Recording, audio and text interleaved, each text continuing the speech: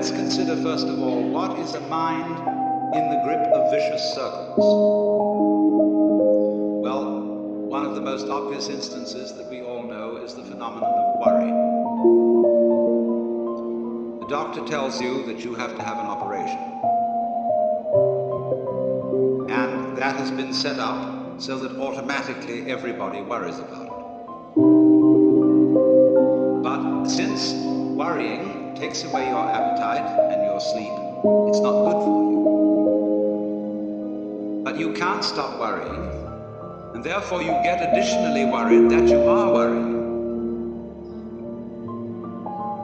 And then, furthermore, because that is quite absurd and you're mad at yourself because you do it, you are worried because you worry because you worry. That is a vicious circle. So now, can you allow your mind to be quiet? Isn't it difficult? Because the mind seems to be like a monkey, jumping up and down and jabbering all the time. Once you've learned to think, you can't stop. And an enormous number of people devote their lives to keeping their minds busy and feel extremely uncomfortable with silence. When you're alone, nobody's saying anything, there's nothing to do. This worry, this lack of distraction. I'm left alone with myself, and I want to get away from myself. I'm always wanting to get away from myself. That's why I go to the movies, that's why I read mystery stories, that's why I go after the girls, or anything that you do, or get drunk, or whatever. I don't want to be with myself. I feel weird. So, well, why do you want to run away from yourself? What's so bad about it? Why do you want to forget this? Why do you want to become yourself? Because you are addicted to thoughts. It's a drug. Really dangerous.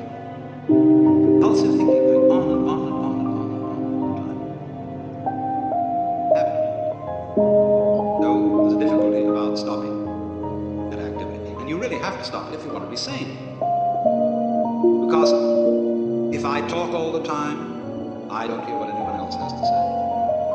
I'll end up in the situation having nothing to talk about but my own talking.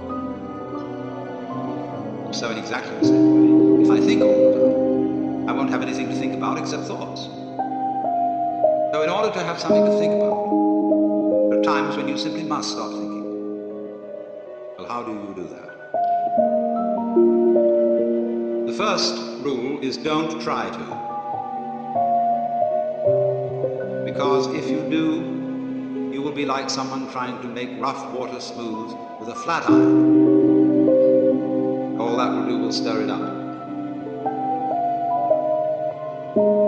So, in the same way as a muddy, turbulent pool quiets itself when left alone, you have to know how to leave your mind alone. It will quiet itself.